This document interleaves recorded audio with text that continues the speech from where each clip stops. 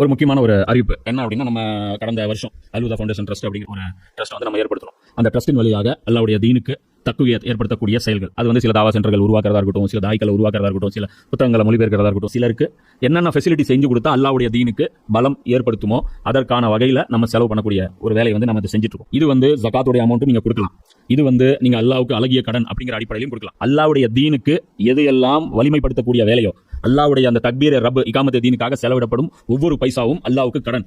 ஏன்னா இது வந்து ரசூல் செய்ய வேண்டிய வேலை, அது நம்மளை செய்ய சொல்றான் அல்லாஹ். அதனால இதுக்கு ஃபுல் அண்ட் ஃபுல் இன்சார்ஜ் எல்லாம் என்ன எடுத்துக்கிறான், இது எனக்காக நீ கொடுத்த கடன் சொல்றான் அல்லாஹ் ரப்புல் ஆலமீன். அவன் கொடுத்த காசுக்கு அவனுக்கே நம்ம கடன் கொடுக்கக்கூடிய ஒரு மகத்தான வாய்ப்பு வந்து இந்த பணியை வந்து நம்ம செய்யறோம். இந்த ஒரு பணியை மட்டும் தான் நம்ம செய்யறோம். அல்லாஹ்வுடைய தீனை சரியான விதத்தில் முஸ்லிம்களுக்கு புரிய வைத்து அதன் மூலமாக அல்லாஹ்வுடைய தீனை வந்து வலுப்படுத்துவது இந்த ஒரே இலக்குக்காக நாம வந்து இந்த ஒரு ட்ரஸ்ட் வச்சிருக்கோம். இதுடைய பொருளாதாரம் நிறைய தேவைப்படுது. இப்போ வேலை செய்யத்தான் நமக்கு முதல்ல ஒரு நிலம் மட்டும் வாங்குறதுக்கு, ஒரு பில்டிங் கட்டுறதுக்கான பணி மட்டும் இருந்தால் போதும்னு நினைச்சோம். ஆனால் சர்க்கிள் பெருசாக ஆக நிறைய பணம் தேவைப்படுது. நீங்க எந்த அளவுக்கு கான்ட்ரிபியூட் பண்ணுவீங்களோ அந்த அளவுக்கு நாமளும் வந்து அந்த வேலைகளை வந்து சிறப்பான முறையில் செய்ய முடியும். அதனால ஒவ்வொருத்தரும் உங்களால் முடிஞ்ச உங்களுடைய பங்களிப்புகளை இந்த ரமலான் மாசத்துல இன்ஷா அல்லாஹ் நீங்க கொடுங்க.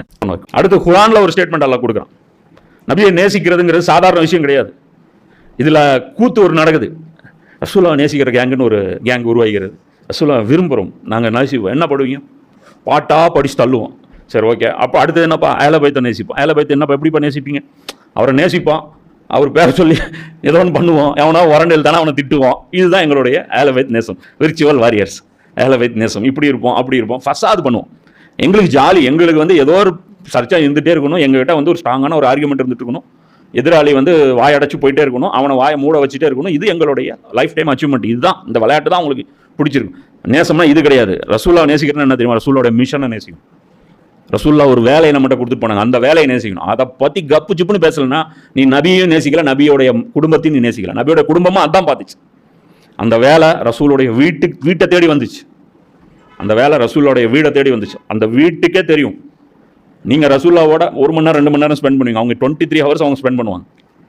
24 மணி நேரம் ரசூலுல்லாஹ் சாப்பிடும்போது என்ன மைண்டில் இருக்கும், என்ன யோசிச்சுட்டே சாப்பிடுவார், என்ன யோசிச்சுட்டு கை கழுவார், அவர் உட்காந்துருக்கும் போது என்ன பேசுவார், இது எல்லாமே அவங்க ஃபேமிலியில் இருக்கிறவங்க அப்சர்வ் பண்ணிருப்பாங்க. ஃபேமிலி அப்படின்னா ஃபேமிலி சும்மா இருக்காது. இப்போ பார்த்தீங்கன்னா மீன் குஞ்சுக்கு நீந்த சொல்லி தர தேவையில்லைம்பாங்க தெரியுமா?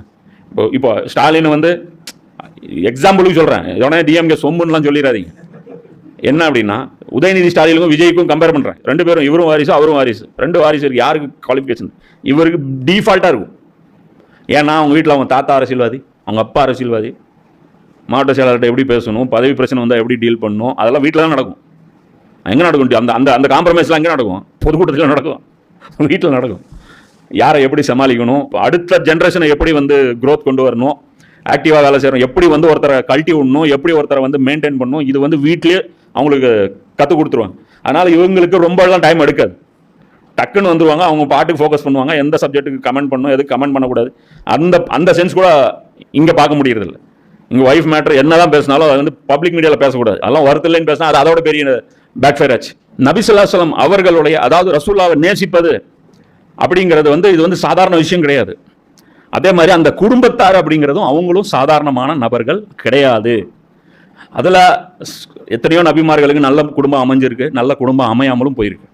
ஆனால் நம்ம நபி ஸல்லல்லாஹு அலைஹி வஸல்லம் அவர்களுக்கு, அல்லாஹ்வுடைய ரசூலுக்கு நல்ல குடும்பம் எல்லாம் அமைச்சு கொடுத்தோம். அதனால தான் ரசூலுல்லாஹ் என்ன பண்ணாங்க, அதை குறித்து உபதேசம் பண்ணிட்டு போனேன்.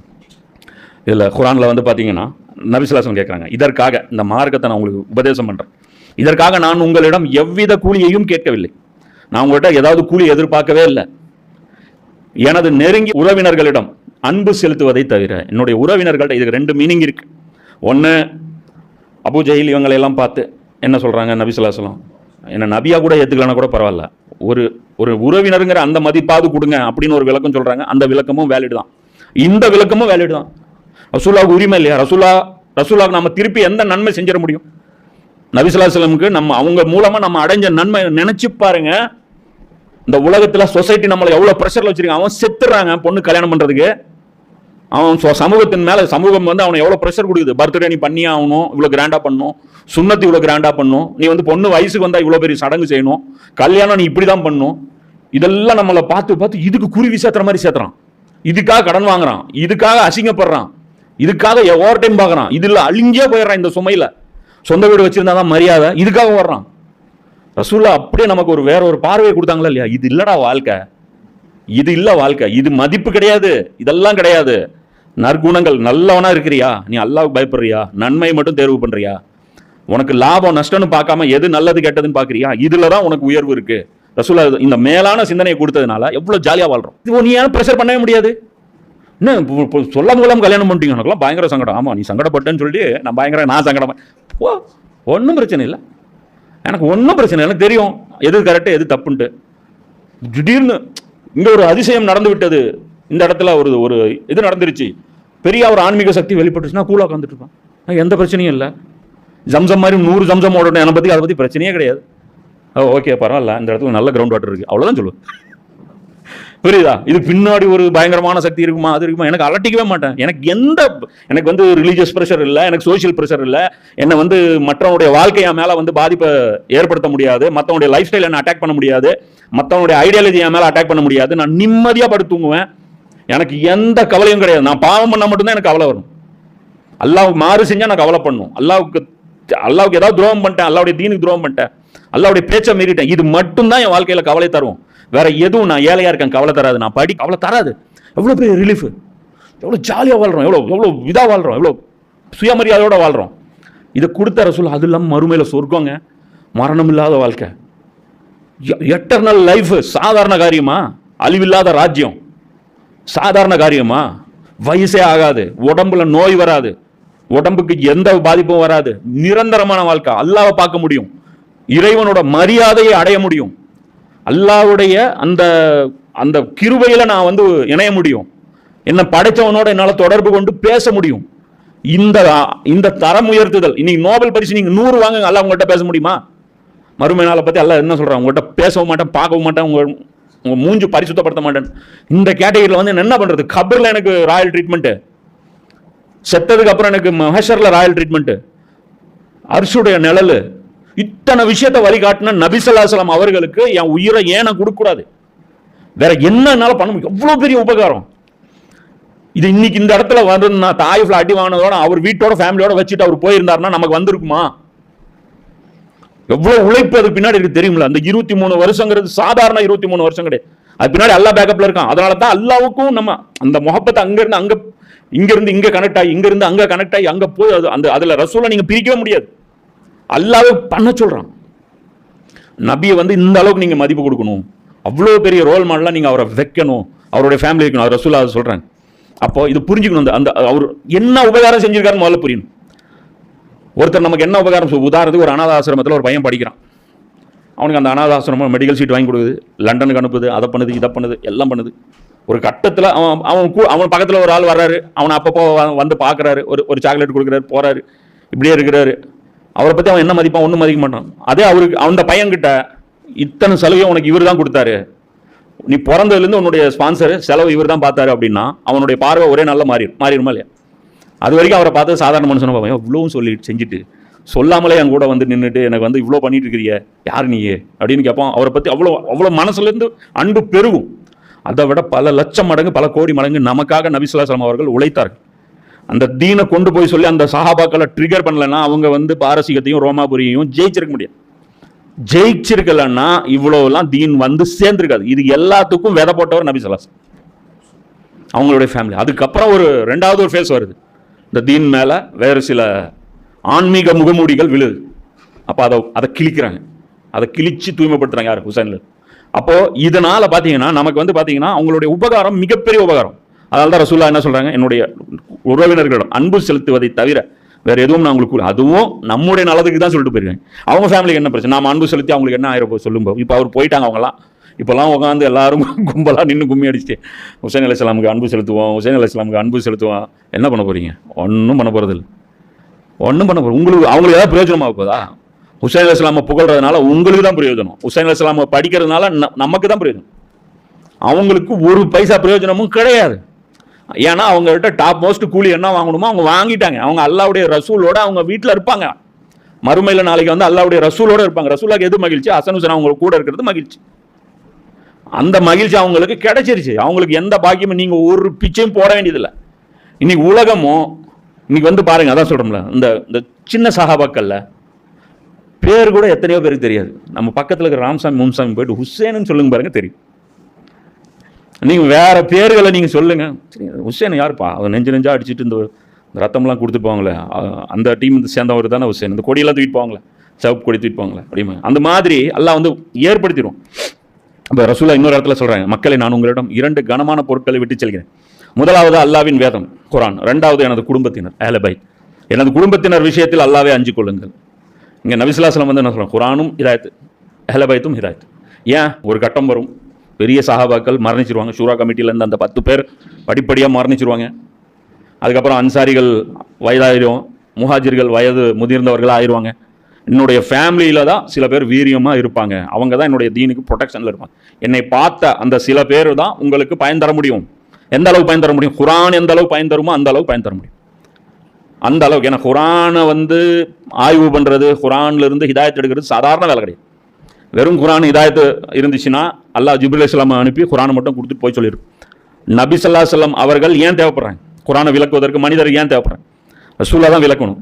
அது மாதிரி ஒவ்வொரு காலகட்டத்திலும் குர்ஆனுடைய அந்த விளக்கக்கூடிய நபர்கள், நபியுடைய பிரதிநிதிகள் வந்துக்கிட்டே இருப்பாங்க. அது மாதிரி நபி ஸல்லல்லாஹு அலைஹி வஸல்லம் அவர்களுடைய காலகட்டம், அந்த ரசூலா ஏற்படுத்தின அந்த எழுச்சி, அதன் மீது படக்கூடிய அந்த அந்த சாம்பலை வந்து நீக்கக்கூடியவங்களா யார் இருப்பாங்க, ரசூல்லாவுடைய குடும்பத்தினர் இருப்பாங்க. ஏன், உயிரை கொடுத்து அதுக்காக பாடுபட்ட கூட்டம். அவங்க பார்க்குறாங்க லைஃப், மொத்த லைஃப் அந்த 60 ஹிஜ்ரிங்கிறது நமக்கு ஒரு நம்பரு. அவங்களுக்கு அந்த 60 வருஷம் அவங்க தாத்தா எதுக்கு பாடுபட்டாரு, என்ன நாசமாக போயிட்டு இருக்குன்னு அவங்களுக்கு தான் தெரியும். புரியுதா? இது இல்லை அதோடைய ஸ்பிரிட்டு. இதுக்கு இப்போ நடந்துட்டு இருக்கிற விஷயம் எங்கள் தாத்தா கொண்டு வந்தது இதுக்காக அல்ல. இப்போ நம்ம சொல்கிறோம்ல, இப்போ நீங்கள் பேசுகிறான்ல, நிறைய பேர் என்ன சொல்கிறான், இந்த மாதிரி வந்து அந்தந்த கட்சி இந்த சித்தாந்தங்கள்லாம் வந்து கொள்கைகள் நீர்த்து போயிடுச்சு புலம்புறான்ல. இதுக்காகவா இந்த கட்சி தொடங்கப்பட்டது, இதுக்காகவா தொடங்கப்பட்டது? பன்னீர்செல்வம் போய் வருஷம் பூரா திமுக தீய சக்தின்னு சொல்லிட்டு கடைசியாக போய் திமுக போய் சேர்ந்துட்டார். இதுக்காகவா இவ்வளோ நாள் அரசியல் பண்ணீங்க பேசுகிறாங்கல்ல. அது மாதிரி இவங்களுக்கு தெரியும், நபி ஸல்லல்லாஹு அலைஹி வஸல்லம் குடும்பத்தினருக்கு மட்டும்தான் தெரியும். இப்போ நீங்கள் ரசூலுல்லாஹை பொறுத்த வரைக்கும், இப்போ நீங்கள் ஒரு நன்மையில் இருக்கீங்கன்னு வச்சுங்க, நான் கேட்குறேன், என்ன சில பேருக்கு வந்து ஓவர் போதை இருக்குது. என்ன அப்படின்னா, அல்லாஹ் வந்து அமல்களை மட்டுமே வச்சு மதிப்பு பண்ணிடுவான். அமல்களை மட்டும், நல்ல வார்த்தை கவனிங்க, அமல்களே இல்லை, அமல்களை மட்டும் வைத்து சொர்க்கத்துக்கு போயிடலாம். அது ரசூலுல்லாஹ் சொல்லியிருக்காங்க. அதை மட்டும் வச்சுட்டுலாம் போயிட முடியாது கண்ணு. அதுக்கு இன்னொரு எலிமெண்ட்டும் வேணும், அல்லாஹ்வுடைய ரஹ்மத் வேணும். யாருக்கு அல்லாஹ் ரஹ்மத் கொடுப்பான்? நீங்கள் அமல் செஞ்சுட்டு ரசூலுல்லாஹ் முன்னாடி ஹசன் அலி அவங்க மேலே நீங்கள் கல் எடுத்து அடிச்சிட்டிங்கன்னா உங்களுக்கு சொர்க்கம் கிடைக்குமா? அப்புறம் ரசூலுல்லாஹ்க்கு அப்புறம் அடிச்சிங்கன்னா கிடச்சிருமா? அவர் செத்தது நியாயம்னு பேசுனீங்கன்னா, நியாயமாக இருந்தால் ஓகே, நியாயமாக இருந்தால் ஓகே, நானும் சொல்கிறேன். அவர் ஒரு விபச்சாரம் பண்ணியிருந்தா திருமணத்துக்கு அப்புறம், அல்லது அவர் கொலை ஒன்று பண்ணியிருந்தா அவரை கொல்லுங்க, அது நியாயமாக இருக்குன்னு வாதாடுங்க. அவர் பண்ணது குர்ஆனுடைய ஹயாத்துக்காக, குர்ஆனுடைய தாவீலுக்காக இருக்கும்போது நீங்கள் வந்து அந்த ஃபேமிலியை வந்து டேமேஜ் பண்ணிட்டு உங்கள் அமல்களுக்கு மறுமையில் எடை கிடைக்குன்னு நம்புறீங்களா? நீங்கள் அதை வக்காலத்து வாங்குறீங்க, சம்பவமாக புக் எழுதி தள்ளுறீங்க. எல்லா லாங்குவேஜ்லையும் கர்மம் வாழ்ந்து எடுத்து வச்சுருக்கேன். என்ன ஆனால் திருடனுக்கு நல்லா தெரியும் எங்கேருந்து எங்கே பிரச்சனை அவனுக்கு தெரியும், எங்கெங்கெல்லாம் செக்யூரிட்டி இருக்கும் அவனுக்கு நல்லா தெரியும். இந்த ஏரியா போகக்கூடாது, அங்கெல்லாம் போனால் ஏகப்பட்ட செக் போஸ்ட் இருக்கும், அங்கே அந்த ஏரியாலாம் போகக்கூடாதுங்க, இந்த ஏரியா அங்கே போனால் இப்படி, இந்த மாதிரி அவங்களுக்கு தெரியும். இன்றைக்கும் அவங்க த்ரெட்னிங்காக யாரை பார்க்குறாங்க? ஹுசேனை தான் பார்க்குறேன். அதனால் என்ன பண்ணுறாங்க, முன்னாடியே அனுப்புடுறாங்க. ஒரு காலத்தில் உங்களுக்கு விழிப்புணர்வு வந்து வரலாறு எல்லாருன்னு ஏதோ ஒன்று பார்க்கணுன்னு தோணுச்சுன்னா கூட அந்த பக்கம் போயிடாதீங்க. ஏன்னா அது வந்து ஒரு முத்திரமா, அது இவன் உடச்சி வச்சுருப்பான், அது திரையுமா, அந்த திரை இவனையே கிழிச்சு வச்சுருப்பான். அப்போ எதுக்காக இதை சொல்கிறேன் அப்படின்னா, சப்ஜெக்டோடைய சீரியஸ்னஸை புரிஞ்சுக்கணும். ரசூலுல்லாவோட ஃபேமிலின்னு ஏதோ நம்ம ஃபேமிலி நினச்சிட்டு நீங்கள் ஆட்டம் போடக்கூடாது. ரசூலுல்லாவை அவமரியாதை பண்ணிட்டீங்கன்னா உங்கள் அமல் காலி. ரசூலுல்லாஹ் அல்லாஹ் என்ன சொல்கிறான் சூரா ஹுஜராத்லையா, இந்த சச்சரவு பண்ணிக்குவாங்களே, நபி ஸல்லல்லாஹு அலைஹி வஸல்லம் பக்கத்தில் இருந்துட்டு நீங்கள் சத்தத்தை உயர்த்தினீங்கன்னா உங்கள் அமல்கள் அழிக்கப்பட்டு இருக்கும், உங்களுக்கு தெரியாதுங்கிறேன். யாரை? உமர்களை பார்த்து சொல்கிறேன். அபூபக்கர், உமர், உலகத்திலேயே சிறந்த 2 நபித்தோழர்களை பார்த்து நபி ஸல்லல்லாஹு அலைஹி வஸல்லம் பக்கத்தில் இருந்து ரசூலுல்லாஹ் சொல்கிறாங்க, இவரை வந்து போடலாம், இந்த படைப்பிரிவுக்கு இவரை தலைமையாக அனுப்பலாங்கிறேன். அபூபக்கர் சொல்கிறாங்க, சரி ஓகே அவர் சரியான ஆள் தாங்கிறேன். உமர் சொல்கிறாங்க, இல்லை அவர் வேண்டாம், அதுக்கு பதிலாக இதுதான் மேட்ரு. விஷயம் என்ன, பர்சனல் கிடையாதுங்க, பொது நலன் சார்ந்த விஷயம். அதில் ஒரு கருத்து சொல்லப்படுது, ஆனால் அந்த விஷயத்தில் தன்னுடைய கருத்து ஏற்றுக்கொள்ளப்பட வேண்டும்னு 2 பேரும் தர்க்கம் பண்ணுறாங்க. இந்த இடத்துல என்ன குறைஞ்சிருச்சு, அதப்பு, மரியாதை கொஞ்சம், புரியுதுங்களா? இப்போ வீட்டுக்குள்ளே நான் போகிறேன்னு வச்சுங்களேன், இப்போ என் வீட்டுக்குள்ளே நான் போகிறேன்னா என் குழந்தைங்க ஏதோ ஒன்று ஃபோனை நோண்டிட்டு இருக்குது, டிவி பார்த்துட்டு இருக்குது, அது பண்ணிட்டு இருக்குன்னா நான் வந்தவொடனே தெரிச்சு ஓடி அப்படின்னு போயிடுவேன். அப்பா மாதிரி சத்தம் போடக்கூடாது, அந்த ஒரு டிசிப்ளின். புரியுதா? தப்பு தான், அதெல்லாம் வேற விஷயம். ஆனால் இவர் முன்னாடி செய்கிறது அது இது மாதிரியான ஒரு விஷயம். அது சின்ன விஷயம், பெரிய விஷயம்லாம் கிடையாது. இதுக்கே அமல் அளிக்கிறானா அல்லாஹ். அந்த அந்த மௌத்தை நியாயப்படுத்தி பேசுறீங்களே, உங்கள் கணக்கில் ஏதாவது இருக்குங்கிறீங்க, உங்கள் அக்கௌண்ட்டில் செக் பண்ணி பாருங்க போய், டேட்டா பேலன்ஸ் ஏதாவது இருந்துச்சுன்னா. உங்களுக்கு தான் கனெக்ஷன் இருக்குல்ல டேரெக்டா. ஜிப்ரீல் தான் உங்கள்கிட்ட டெய்லி வந்து பேசிட்டு இருக்கிறாருல, அவ்வளோ கான்ஃபிடென்ட்டில் இருக்கிறீங்களே. போடுறான் ஒருத்தன் பதிவு, எனக்கு பிடித்த பெயர் மாவியா, துவா செய், எல்லாம் என்னை மாவியா விடணும், அலிக்கு எதிராக சண்டைப்பட்டு அவருடைய படையினருடனும் ஆக்கி வைக்காங்க. அம்ருபினாசு அவர் கூட நின்றவர், ஃப்ரண்ட்ல நின்றவர், என்ன எகிப்து ஆளுநர் பதவி வாங்கினவர், அவரே புலம்புறாரு, இவரோட சேராமல் இருந்திருந்தா என் நிலைமை இப்படி தொங்கல்ல போயிருக்காது, இன்னைக்கு என்ன கதின்னு எனக்கே தெரியலைங்கிறார். அவர் கான்ஃபிடென்ஸா உடஞ்சி சுக்குநூறா போய் கிடக்கு. உங்க கான்ஃபிடன்ஸ் அல்ல சொல்றாங்க, நரகத்தை சகித்துக் கொள்ளும் உங்களுடைய துணிவை என்னவென்பது அப்படின்னு. என்ன கட்சரா உனக்கு அபு முஆவியான்னு பேரை வச்சுக்கிறீங்க, வைங்க வைங்க, அபு யசீதுன்னு வைங்க, உங்க விருப்பம், எதனாலும் வைங்க, என்ன வேணாலும் சார்ஜ் பண்ணிக்கோங்க, உங்களுக்கு என்னன்னு இருக்குது. சரியா? அப்போ இது எதுக்காக சொல்கிறேன்னா, ரசூல்லாவுடைய ஃபேமிலியை இன்சல்ட் பண்ணுறதுனா அதோடைய சென்சிட்டிவிட்டி எவ்வளோ. ரசூல்லாவை இன்சல்ட் பண்ணிட்டீங்கன்னா அல்லாஹ்விடத்தில் உங்கள் அமல்கள் பூஜ்யம். நீங்கள் ரசூல்லாவுக்கு நன்றி செலுத்தாத வரை அல்லாஹ்வுக்கு நன்றி செலுத்தியவராக ஆக மாட்டீர்கள். ரசூல்லாவுடைய குடும்பத்திற்கு நன்றி செலுத்தாத வரை நபி ஸல்லல்லாஹு அலைஹி வஸல்லம் அவர்களுக்கு நன்றி செலுத்தியவராக ஆக மாட்டீர்கள். அவங்களுக்கு நீங்கள் ஜஸ்டிஸ் பண்ணலன்னா நீங்கள் எவனுக்கும் ஜஸ்டிஸ் பண்ண லாய்க்கு இல்லைன்னு அர்த்தம். ஒரு பிரச்சனையில் நியாயம் அவர் பக்கம் இருக்கும்போது, நபியுடைய குடும்பத்தின் பக்கம் இருக்கும்போது, நீ நியாயத்தின் பக்கம் நிற்காமல் அதிகாரத்தின் பக்கமும் லாபத்தின் பக்கமும் நிற்கிறன்னா உன்னை விட பூமியில கேடு கட்டவன் எவனும் கிடையாது. அதனால தான் உனக்கு உலகத்துல எவனும் மதிப்பு கிடையாது. எதையோ ஒன்று காமிச்சு அந்த அவனுடைய பின்புறத்தை முத்தமிடுபவர்கள் அப்படின்னு சொல்ற, அதை எதிர்த்து உன்னால கமெண்ட் போட முடியல. ஹுர்முஸ் மூடி இருக்குது அப்படின்ன உடனே, மூடி இருந்தா தில் இருந்தா உள்ளவான்னு சொல்லி உடனே ட்விட்டர் வருது அங்கிருந்து. இவங்களை பார்த்து மதிக்குது. இவங்க ஒரு 15 நாள் போற அப்படி நிறுத்தினோன்னா யூரோப்பில் இருக்கிற எல்லாரும் நன்றி நன்றி நன்றி நன்றி நன்றி நன்றி நன்றி. உனக்கு ஒருத்தன் நன்றி சொல்லியிருப்பானா? இவங்களெல்லாம் வந்து 10 நாள் லெஃப்ட் ஹேண்டில் டீல் பண்றீங்க. அந்த பாவிகளை வந்து வக்காலத்து வாங்கி நீங்க இஸ்லாத்தை மறைக்கிறீங்க. இனி இது அவர் போட்டிருக்காங்க பதிவு, we are Karbalaians, we are Karbalais. Karbala return ஆயிடுச்சுப்போ. இப்போ கர்பலா தான் இன்ஸ்பிரேஷனு.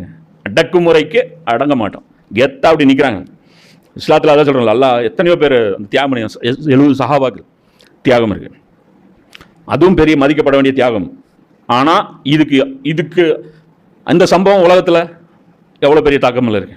கர்பலான்னு அடிச்சிங்கன்னா விக்கிபீடியாவில் குவியும் டீட்டெயில்ஸ். இது நடந்துச்சு, இது நடந்துச்சு, இது சுன்னி நேரட்டிவ், இது ஷியா நேரட்டிவ், சுன்னியில் இது வந்து வஹாபி நேரட்டிவ், இது வந்து தேவபந்தி நேரட்டிவ், இது வந்து இவங்களுடைய நேரட்டிவ், பக்கம் பக்கமாக வரும், ஆயிரக்கணக்கில் வரும். உங்களுக்கெல்லாம் ஒன்றும் வராது. மற்றவங்களுக்கு அதாவது மற்ற விஷயங்கள் அவ்வளோ டிஸ்கஸ் பண்ணப்படல, அதெல்லாம் தியாகங்கள் தான்.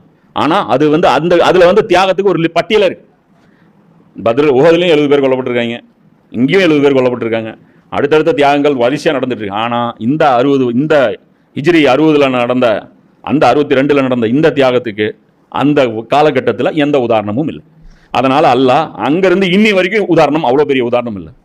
அப்போ அந்த இடத்துல என்ன ப்ரூஃப் பண்ணப்பட்டுச்சு, கர்பலால் என்ன ப்ரூஃப் பண்ணப்பட்டுச்சு அப்படின்னா, நபியுடைய குடும்பத்தினரையே இவர்கள் இப்படி ட்ரீட் பண்றாங்க அப்படிங்கிற பட்சத்தில் இஸ்லாம் டவுன்ஃபால் ஆயிருச்சு. இது இஸ்லாமிய அரசாங்கம் கிடையாது. எல்லாரும் என்ன சொல்லிட்டு இருக்காங்க, தொழுகை நடத்துறாரு அமீர், இது இஸ்லாமிய அரசாங்கம். ஜகாத் வசூல் பண்றாரு அமீர், இது இஸ்லாமிய அரசாங்கம். ஹஜ் நடக்குது, இது இஸ்லாமிய அரசாங்கம். அப்போ ரசூலுல்லாவுடைய ஃபேமிலி மெயினில் வராங்க, இவங்களா இஸ்லாமிய அரசாங்கமா? இப்போ ப்ரூவ் பண்ணுற மாதிரி வந்துட்டு நிற்கிறாங்க. நான் யார் தெரியுமா கேட்குறேன். தெரியாத இருப்பான்ல, கேட்குறேன், நான் யார் தெரியுமா? தெரியும். யார்? ரசூலுல்லாவுடைய பேரன். ஓகே, என்னை தவிர வேறு யாராவது இப்போ பேரன் இருக்காங்களா? இல்லை. என்னை பற்றி ரசூலுல்லாஹ் என்ன நல்லா சொல்லியிருக்காங்களா? இல்லை நூஹ் அலைஹிஸ்ஸலாமுடைய மகன் மாதிரி அந்த மாதிரி ஏதாவது நெகட்டிவாக ஏதாவது சொல்லியிருக்காங்களா? ப்ரூவ் பண்ணுறாங்க. என்னை பற்றி நெகட்டிவாக சொல்லியிருக்காங்க? இல்லை. சரி, ஓகே. நான் ஏதாவது மர்டர் பண்ணியிருக்கிறேன்னா? இல்லை. நான் ஏதாவது விபச்சாரம் பண்ணிக்கிறேன்னா? இல்லை. என் மேலே ஏதாவது சார்ஜஸ் இருக்கா? இல்லை. கோன் கேரியான். இப்போ ஆட்ரா அப்படிங்கிறேன், அவ்வளோதான். இப்போ ஆடுறா. அவன் என்ன பண்ணுறான் பைத்தியக்காரன், ஒருத்தர் துண்டா வந்து மாட்டிக்கிட்டாருப்பா, நானும் பெருசாக சண்டை போடுவார், அடி பின்ன எடுப்பாருன்னு பார்க்குறேன், அடிங்கிறாரு. நான் அடித்தா சம்பவம் இல்லை, அடி வாங்கினா சம்பவம். அறா பார்ப்போம், அடி முடிக்கிறாங்க. அதான் சொல்கிறாங்களே இப்போ ட்ரம்ப் சொல்கிறாங்க 2 நாள் டைமு, 4 நாள் டைமு, 5 நாள் டைமு, 10 நாள் டைமு, 2 வாரம் டைமு, பாகிஸ்தான் சொல்ற வரைக்கும் அடிக்க மாட்டோம். பாகிஸ்தான் வந்து பேச்சுவார்த்தைக்கு முயற்சி பண்ணிட்டு இப்படிலாம் காமிச்சா பயப்படுங்க. இப்படிதாங்க இவங்க பயந்தாங்க, அவங்க பயந்தாங்க. என்ன பண்றது, அவங்க லீடர்ஸ் அப்படியே, நம்ம லீடர்ஸ் இப்படியே. வி ஆர் கர்பலைன்ஸ் என்ன சொல்ற, வி ஆர் கர்பலைன்ஸ். எங்களுக்கு அப்படி பயம்னா என்னன்னே தெரியாம வளர்த்திட்டாங்க. எங்களுக்கு என்ன பண்றது. ஒரு குழந்தை போய் அவர்கிட்ட கேட்குது காமினா கிட்ட, இது மாதிரி வந்து என் பையன் வந்து, குழந்தைய அவங்க அம்மா அனுப்புகிறாங்க, என் பையன் வந்து ஒரு இஸ்லாத்துக்காக அவன் வந்து ஒரு கர்பலாயிஸா இருக்கணும் அப்படின்னு துவா செய்ய சொல்கிறாங்க. அவர் என்ன சொல்கிறாரு, ஆகுப்பா ஒன்றும் பிரச்சனை இல்லை, ஆனால் உன் உயிருக்கு வேல்யூ முதல்ல உருவாக்கு. சும்மா உயிரை கொடுக்குறேன்ட்டு வராது. உயிருக்கு முதல்ல வேல்யூ உருவாக்கு. படி, சர்வ் பண்ணு, இஸ்லாத்துக்கு சர்வ் பண்ணு, அதுக்காக குவாலிஃபிகேஷனை வளர்த்திக்கோ, அது இஸ்லாத்துக்காக நிறைய உழைச்சி அதை வந்து பாடுபடு, இஸ்லாத்தை மேலோங்க செய்வதற்காக கான்ட்ரிபியூட் பண்ணு, உனக்கு எதில் வருதோ அந்த துறையில் கான்ட்ரிபியூட் பண்ணு, ஒரு நீண்ட காலகட்டம் அதற்காகவே வாழு. கடைசியாக மரணத்தை தேர்வு பண்ணும்போது அதுக்கான டைம் வரும்போது அதை பார்த்துக்குவோம், அதுக்கு ஏன் போட்டு அவசரப்படுற அப்படிங்கிறேன்.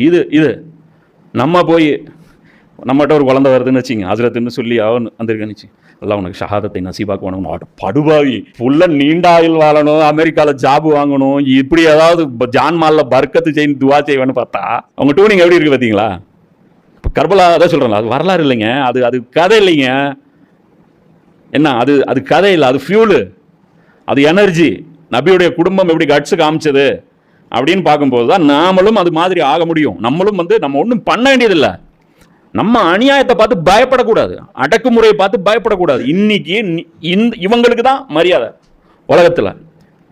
இவங்க எங்கே இருந்தாலும் இவங்களுக்கு மரியாதை, புரியுதா. இவங்க தான் வரலாறுல நிலைச்சிருப்பாங்க. இதெல்லாம் வச்சுங்க, நம்ம வந்து குப்பை கூடமெல்லாம் வந்து வாழ்ந்து எவ்வளோ நாள் குப்பை இருக்குது, பிளாஸ்டிக்லாம் ரொம்ப நாளைக்கு இருக்கும், அதெல்லாம் இது கிடையாது, மதிப்பு கிடையாது. சரியா, இந்த வரலாறுக்கு போவோம். அந்த வரலாறு ஏன் அப்படிங்கிறது தான் மெயின் மேட்ரு. நபியுடைய சென்சிட்டிவிட்டி என்னன்னு முதல்ல ஒன்று புரியணும். ரசூலுல்லாஹ் முன்னாடி கத்தி, இன்னி வரைக்கும் அது ரூல்ஸ் தான். நீங்கள் வந்து மஸ்ஜித் நபி போயிட்டீங்கன்னா அங்கே சவுண்டு விடக்கூடாது. இன்றைக்கும் அது வேலிட் தான். நபி ஸல்லல்லாஹு அலைஹி வஸல்லம் அந்த ஸ்பாட்டுக்கு நீங்கள் அங்கே போயிட்டீங்கன்னா, மதீனாவுக்கு ஜியாரத்தை நீங்கள் போயிட்டீங்கன்னா, நீங்கள் அந்த இடத்துல சத்தம் போடக்கூடாது. அந்த இடத்துல ஆயத்து கூட அதுதான் போட்டிருக்காங்கன்னு நினைக்கிறேன், ஞாபகம் இல்லை எனக்கு.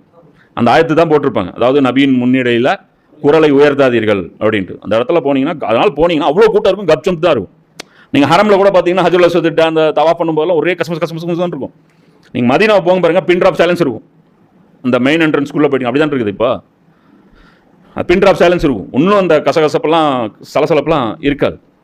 அதனால் அது முதல்ல வந்து அந்த அதோடைய சீரியஸ்னஸ் வந்து ரொம்ப நம்ம புரிஞ்சுக்கணும். ஒரு பிதத் ஒன்று சொல்கிறேன், ஆனால் இஜ்மான பிதத்.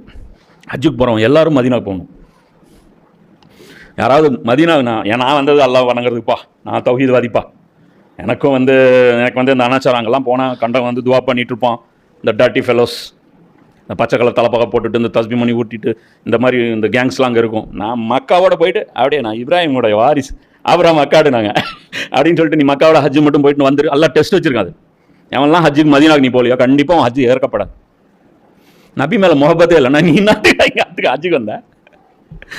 ரசூலா மேலே முகப்பத்தே இல்லைன்னா நீ என்னத்துக்கு ஹஜ்ஜுக்கு வந்த? அதனால் உம்ரா போகிறவனும் கம்பல்சரியாக போகிறான், மதீனாவுக்கு போகிறான். மதீனாவில் என்ன இருக்குது, ஒரு டாஸ்க்கும் கிடையாது. நோ தவாஃபு, என்ன அங்கே வந்து ஒன்றும் கிடையாது. அங்கே ஹஜ்ருல் அஸ்வத் கிடையாது, அங்கே முத்தம் பண்ணுறதுக்கு ஒன்றும் கிடையாது, ஒன்றும் கிடையாது. அங்கே இபாதத்தும் கிடையாது. இங்கேயாவது மகாமே உம்ரா இது இருக்குது, உம்ரா இருக்குது, மொட்டை அடிக்கணும், சை பண்ணணும், அதை பண்ணுங்க. இப்போ நாங்கள் போய் ஒன்றும் கிடையாது, கப்சிப்புன்னு போய் ரசூல்லாவுடைய அந்த இடத்துல ஒரு 2 ரக்காத் தொழுதுட்டு அங்கே வர்றதோட ரசூல்லா சலாம் சொல்கிறது மட்டும்தான் இபாதத்து. இதை நீ செய்யலைன்னா நீ வேணா கேட்டுப்பார், நீ உலமாக்கள் தானா கேட்டுப்பார். உம்ராவுக்கு போகிறேங்க, மதீனாவுக்கு போகாமல் வேணும்னே நான் இப்படி, அது அவசியம் இல்லை என்று கருதி, ஏதோ விபத்து நடந்துருச்சு அல்லது நடுவில் பாலம் இல்லை, ரோடு இல்லை, வசதி இல்லை, அதெல்லாம் வேற பட்சம். எமர்ஜென்சி வந்துச்சு திரும்பி வரேன், அதெல்லாம் வேற கேஸு, புரியுதா. அந்த எக்ஸம்ஷன் நான் சொல்லலை. வேண்டுமென்றே நான் பாய்காட் மதீனா பண்ணுறேன், உம்ராவுக்கு போகிறேன், ரசூலா அங்கே 4 கிலோமீட்டர் நான் எதுங்க ட்ராவல் பண்ணி போனோம். அந்த பள்ளிவாசல்ல போகலாம் 50,000, இங்கே 1 லட்சம். பைத்தியக்காரன் எவனா போவானா? 1 லட்சத்தை விட்டுட்டு 50,000 பிடிக்க போவானா? உன் நம்பர் கேமுக்கு நீ இங்கே தானே போகணும். உன் நம்பர் கேம் உனக்கு நம்பர்ஸ் தானே வேல்யூ.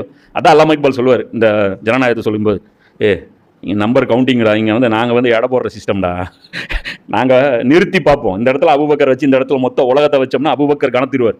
அங்கே ஒரே ஒரு ஓட்டு போயிடும், மீதி எல்லா ஓட்டோட எங்கள் சிஸ்டம் இப்படி, எங்கள் ஓன் சிஸ்டம் இப்படி, இந்த நம்பர் கேம்லாம் எங்களுக்கு தேவையில்லைங்க அப்படிங்கிறது. இங்கே வந்து நம்பர்கள் டிசைட் பண்ணப்படுது. அப்போ இங்கே வந்து பாருங்கள், இப்போ நம்பர் வாரியாக நீ எங்கே நன்மை ஜாஸ்தி? மக்கால அப்போ எக்ஸ்ட்ரா 10 நாள் அங்கே மக்கால இருக்கிறது தானே புத்திசாலித்தனம். ஆனால் உங்கள் அமளி இறக்கப்படுமா? ஹஜ்ஜு நிறுத்தப்படுமா? ஹஜ்ஜுடைய வெயிட் உங்களுக்கு கிடைக்குமா? கிடைக்காது. அடிச்சு சொல்கிறேன், கிடைக்காது. அது ப்ரூஃப் என்ன? நீங்கள் போறீங்களா? அதான் ப்ரூஃப். அந்த நம்பிக்கை உங்களுக்கு இருக்க போய் தான் வரீங்க. இல்லைன்னா கான்ஃபிடென்ட் இருந்தால் நீங்கள் மக்காவோட திரும்பி வாங்க. கான்ஃபிடென்ட் இருந்தால் நீங்கள் மக்காவோட திரும்பி வாங்க. வெறும் மக்கா மட்டும் விசிட் போயிட்டு உம்ராவில் ஹஜ்ஜில் நாங்கள் ரசூலுல்லாஹ் சலாம் சொல்ல போக மாட்டோம். இபாதத் அது. எது? நபி ஸல்லல்லாஹு அலைஹி வஸல்லம் சலாம் சொல்கிறது இபாதத். அது ஹஜ்ஜு மாதிரி இபாதத்து, உம்ரா மாதிரி இபாதத். உம்ராவுடைய ஒரு சொல்லப்படாத கண்டிஷன், எழுதப்படாத விதி அது. ஸோ அது மாதிரி ஹுசைனை வந்து படிக்கணுங்கிறதும் இதுதான்.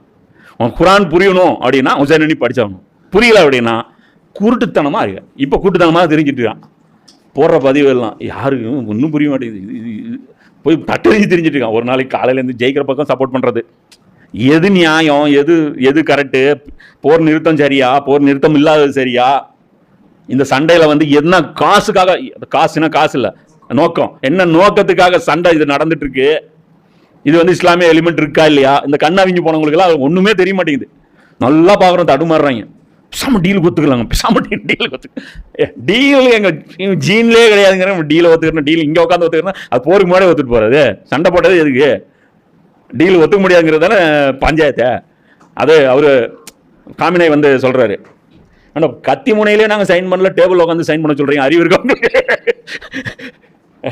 கழுத்தில் கத்தி வைக்கும் போதே நாங்கள் சைன் பண்ணல, இப்போ உட்காந்து பாகிஸ்தானில் இஸ்லாமாபாத்தில் வந்து டேபிள் உட்காந்துட்டு கூலாக ஏசி ரூமில் உட்காந்துட்டு சைன் பண்ண சொல்கிறீங்க. நாங்கள் போர்க்களத்திலேயே சைன் பண்ண மாட்டேங்க, முடியாதுன்ட்டோம், இங்கே வந்துட்டு சைன் பண்ணிட்டு இருக்கிறீங்க. கொஞ்சம் கூட லாஜிக் இல்லை, இருந்தாலும் கூட்டிகிட்டு போங்க முதல்ல அப்படின்ட்டாங்க. பேச்சுவார்த்தை வந்து உட்காந்துட்டு இருக்காங்க. பேச தெரியாதவன் போடா இருந்துச்சு. கண்டிஷன்ஸ்லாம் அங்கே தான் இருக்குது, நாங்கள் போடுவோம் கண்டிஷன்ஸ்லாம் இங்கே போடாதீங்க. இங்கே எந்த கண்டிஷனும் இல்லைங்கிறது தான் இங்கே கண்டிஷனே. சரியா? அதனால் ரசூலுல்லாஹ்வுடைய முஹப்பத்துங்கிறது சாதாரண விஷயம் கிடையாது. ரசூலுல்லாஹ்வுடைய ஃபேமிலிங்கிறது சாதாரண விஷயம் கிடையாது. அவங்க புனிதமானவர்கள், அவங்களுடைய கண்ணியம் புனிதமானது, அவங்களுடைய உயிர், அவங்களுடைய உடல், அவங்களுடைய மானம் எல்லாமே புனிதம். இது எல்லாத்துலேயுமே நீங்கள் வளர்றீங்க. இன்றைக்கும் அந்த அநியாயத்தில் போய் நீங்கள் பங்கு பெறுறீங்க. ஸோ இதிலிருந்து விலகிடுங்க. இன்ஷா அல்லாஹ் லஞ்சுக்கு அப்புறம் இதை வந்து கண்டினியூ பண்ணுவோம். வாக்கிர் தாவானா அல்ஹம்துலில்லாஹி ரப்பில் ஆலமீன்.